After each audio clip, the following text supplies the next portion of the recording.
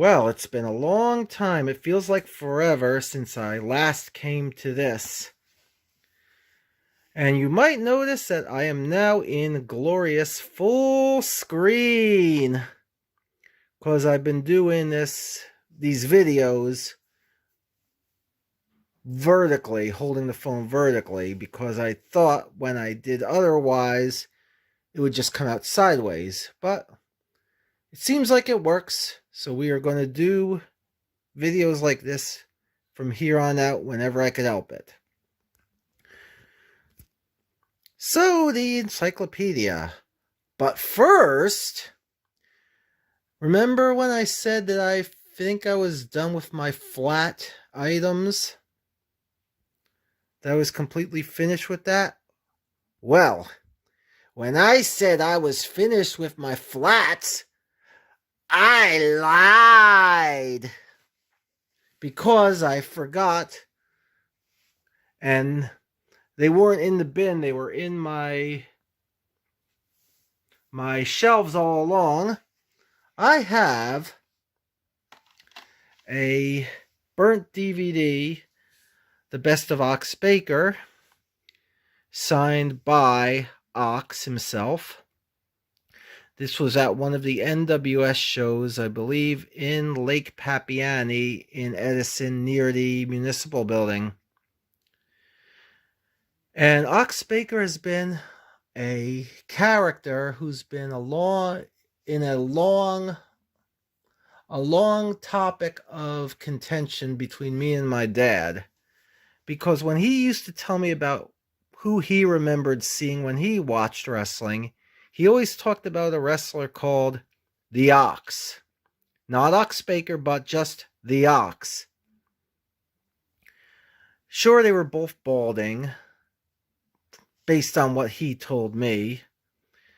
They were both balding, big men. This Ox, however, he remembers kissing the referee whenever he would win matches. I remember doing a little bit of research and finding another wrestler called the Friendly Ox, but I can't remember if him and Ox Baker wore one and the same, or if this was a different Ox. Anyone who has any insight on this, please leave a comment down below. And I cannot let Ox Baker go by without mentioning that in 1980, he was a contestant on The Price is Right. He got up on stage and yet did not win at the Showcase Showdown, so he wasn't there at the end of the show. I also have, to finish my lying about the DVDs, I also recall that I have WWE Unreleased, signed by Sean Mooney, the 80s and 90s announcer. And here's a bit of trivia. By the way, Sean Mooney, the night we met him, I think he had the same agent or was at the same merch table as Wendy Richter. I just remember we met them all at the same time. Both really nice people, by the way. So, the trivia about Mooney is this, that after he left WWF, he was actually sticking around the New York area as a newscaster on Channel 9 News, which is WWOR here, based in Secaucus. So he was there for a couple of years as well. So now that that's out of the way, let us move on, finally, to the encyclopedia. As you recall from last time, we left with Barry Horowitz. So we will proceed from there. Alright, we have the Beverly Brothers, also known as the Destruction Crew from the AWA. Individually, of course, they would be Wayne Bloom and Mike Enos, who Enos, by the way, is best known for being in the match that was interrupted by Scott Hall on Nitro back in '96, which of course was the start of the NWO. Congratulations on the Hall of Fame induction, by the way. So we also, moving right along. You don't want to see my hand only. All right, Bob Backlund. And no, I did not have to recite the name of every U.S. president to get it. This was another find at one of Tommy Fierro's 80s fests, 80s cons. Extremely, well, what you see is what you get from him, especially if you've been watching the Bob Backlund character from '94 and up. He's over the top. He can get pretty tense in a good way, and he's very motivational.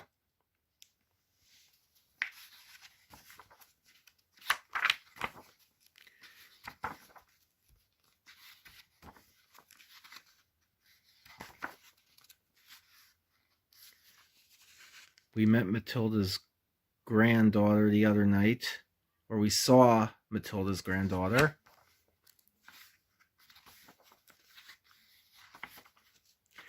Almost met David Hart Smith, by the way, but he completely dissed us to go in the bathroom or whatever it was.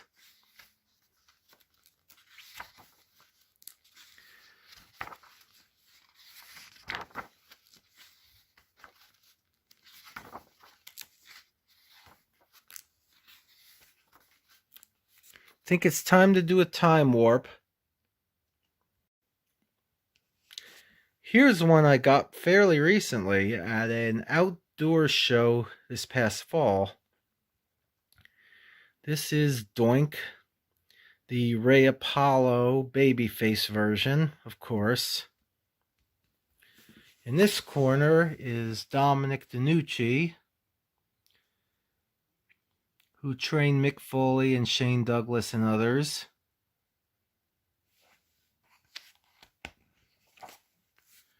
I forgot my Matilda the Hun card.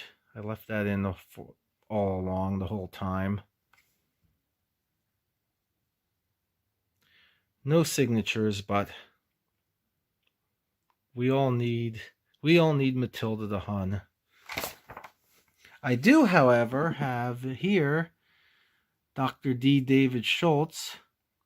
Many of you will know him from The Dark Side of the Ring, which should be starting its third season after the recap episodes they've been having. Also known for his appearance on ABC's 2020, of course.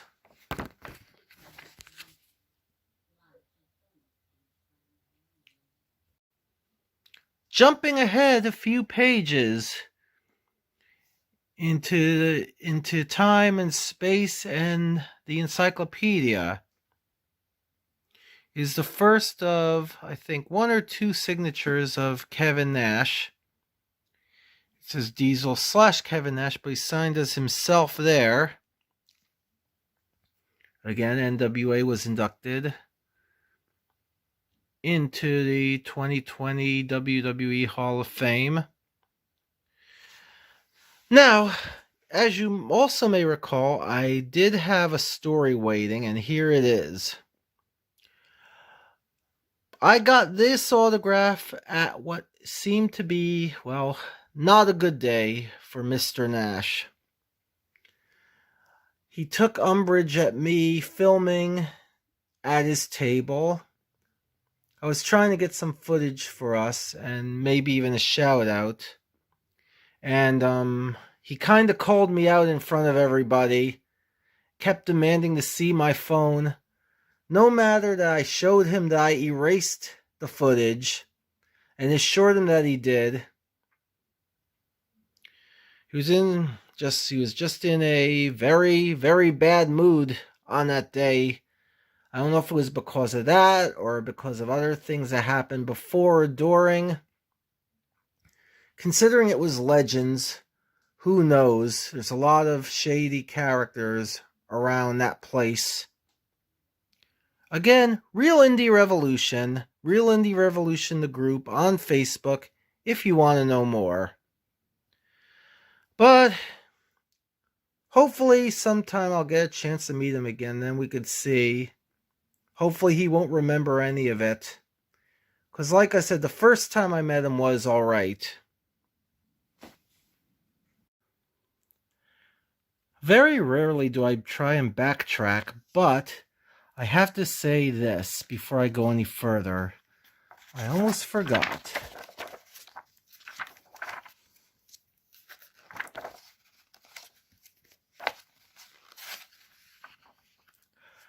Hey, doink, brah! You're making kids cry, brah! Sorry, I had to get that out of my system. Also, a little bit, if I may, about me and autographs. Now, in some of my other videos, I've mentioned that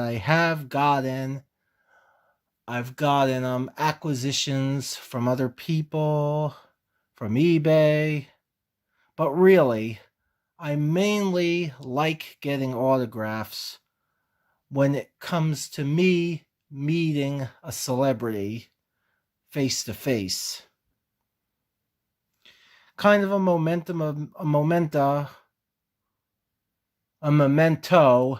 of me meeting them. And no, I do not plan, as long as I live, to sell most of my autographs, because they're keepsakes, they're mementos. They remind me of when I did something and when I met someone. So, yeah. Most, if not all, my autographs are going to stay right with me for life, brother. With that said, of course I'll get autograph if I can't help it. If it's impossible for me to meet somebody for obvious reasons, of course I'll try to do an acquisition. But other than that, I like getting them as signs that I met someone.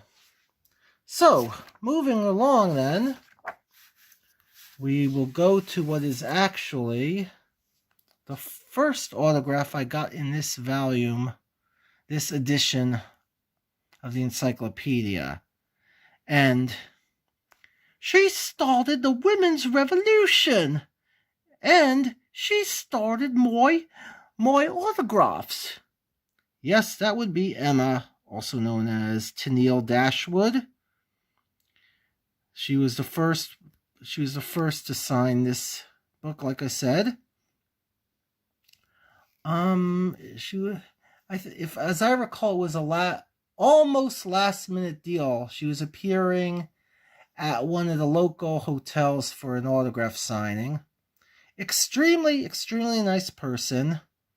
Wish I could say the same about the people who brought her in that day. But, again, that's another story for later.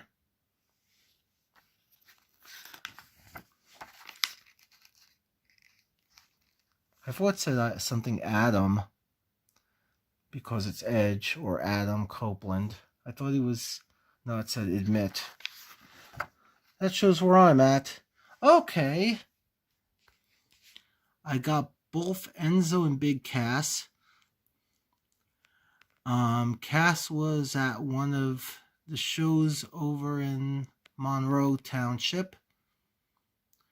Enzo, on the other hand, was at the 80s Fest again at I Play America.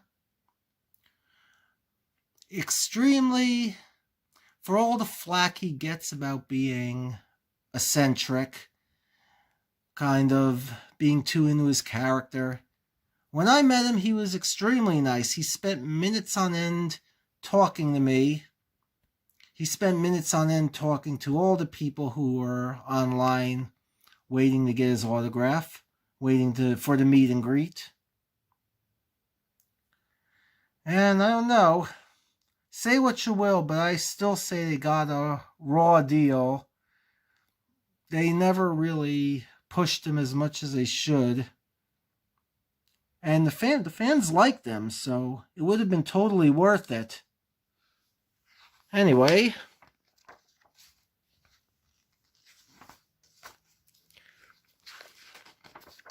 okay, I might have to do a flash forward. No. We got the Rougeau brothers here. We got Jacques and Raymond, the All-American boys, the Mountie, the French announcer, well, until now. What's interesting is I heard that they weren't talking to each other, but they were together at the same meet and greet.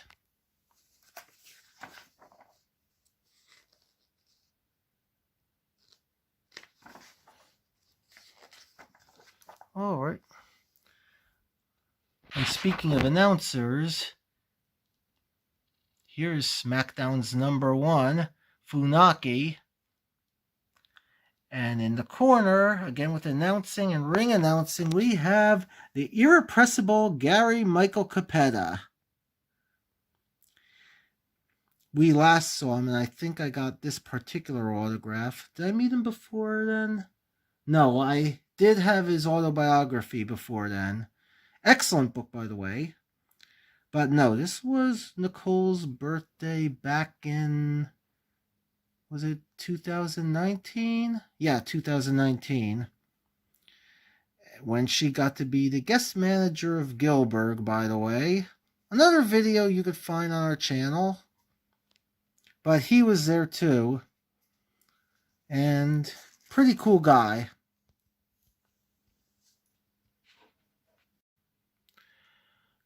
I've jumped forward to a few pages. We got Hardcore Holly here.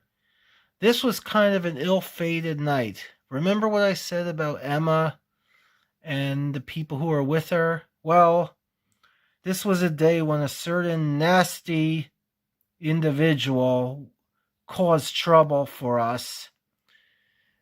You might say he caused damage. But again, another story for another day. Ah, this is a good one. Harley Race.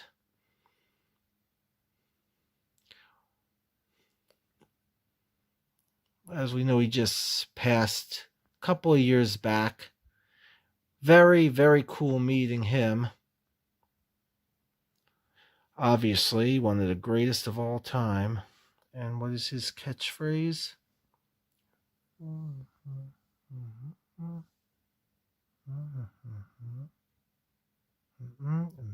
Championship caliber.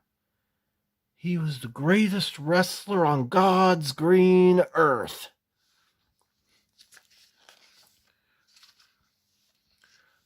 Another extremely nice guy, Samu, from the Head Shrinkers, the Samoan SWAT team.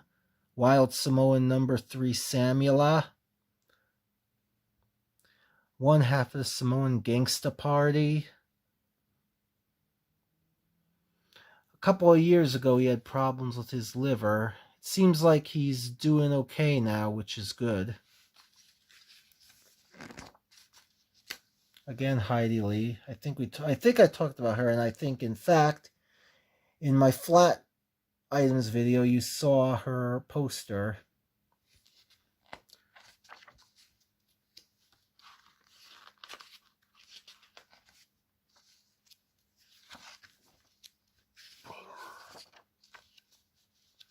Did I get any IC champions in this one? Nope.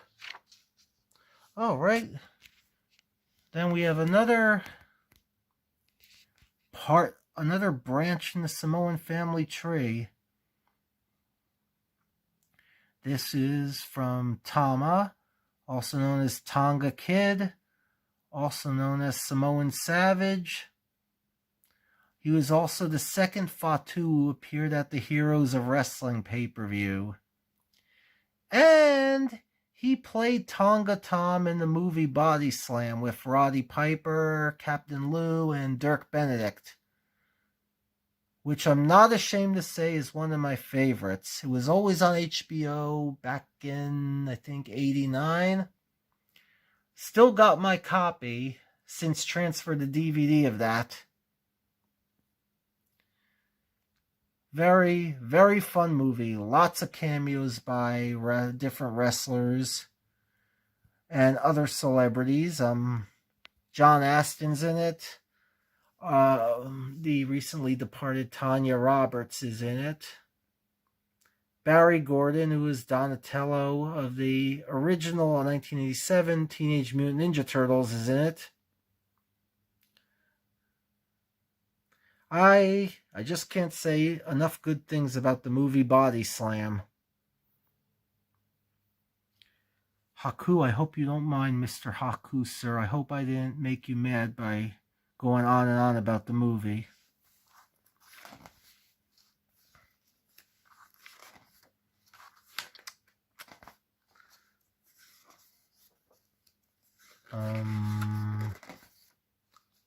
I almost felt a flash forward coming along, but Jim Cornette. This actually, I didn't actually acquire this autograph at a wrestling convention. This was at a comic book convention, comic convention, celebrities. It was in Pennsylvania, which is where, it's the same one where I met Carol Spinney, Steve Whitmire, Mr. McFeely, spoiler, Phil Lamar, and many others. And I think I'm going to echo what many other people have said about him. If you do not talk about one of his many triggers, or if he's somehow not goaded into making inappropriate jokes or comments, extremely nice guy, extremely knowledgeable. I believe our meeting him, the video from us meeting him at this very show, is also on our channel. And I must say that there are spots we disagree, but there are spots where we agree. One such spot is something that I'm surprised he has not brought up in the last couple of weeks, although he's talked plenty about him in the past. I am referring, of course, to the person we know from Mr. Cornette's words as Jelly Nutella. And I'm surprised, and if I can go off on another tangent, I'm surprised that Jim has had nothing to say about Janela's recent apparent Twitter outburst, in which he pretty much said, and I'm not making this up, he pretty much said that anyone who thinks he sucks should get strep throat or die. I am not making that up, and I kid you not. But believe me, I could tell you a lot about Joey Janela. I know more about him than even Jim does, because way back when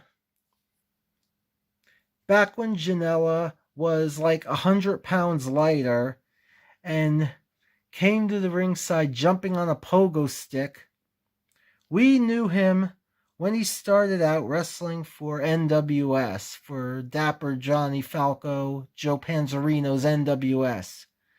And he won't call it by name on his little documentary, on Janela's documentary. He won't call it by name, yet he has screen grabs where he is carrying signs that I brought to the shows.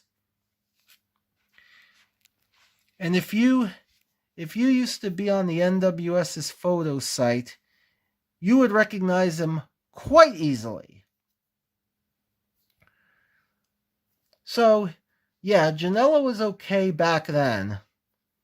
But when he started moving up into other Jersey indies, such as the Crime Syndicate, where everybody wrestles professionally, where he cosplayed as a Nintendo character for years and tried to deny it, well, that's when he started getting attitude problems.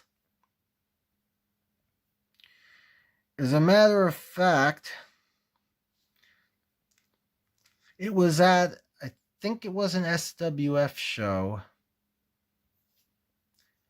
Close to Rahway, it was at Rahway Avenel. He called Nicole a rat to her face. And he was the one who was causing trouble. Him and other, as Jim would say, outlaw mud show stars.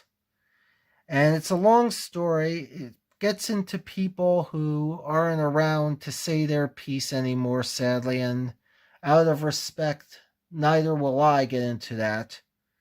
But yeah. Click, click. Jump ahead. Here's someone who let him in.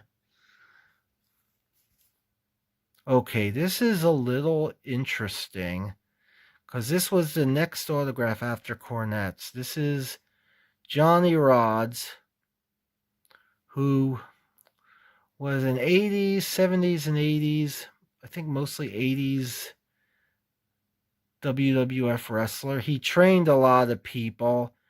And as a matter of fact, one such person was someone I was making vague references to before. Somebody that we knew, as a matter of fact. So, it's a little bit of weird serendipity. Give me a while to just let that sink in. And while I do that, on the other page is, okay, let me attempt to do my best Fink voice.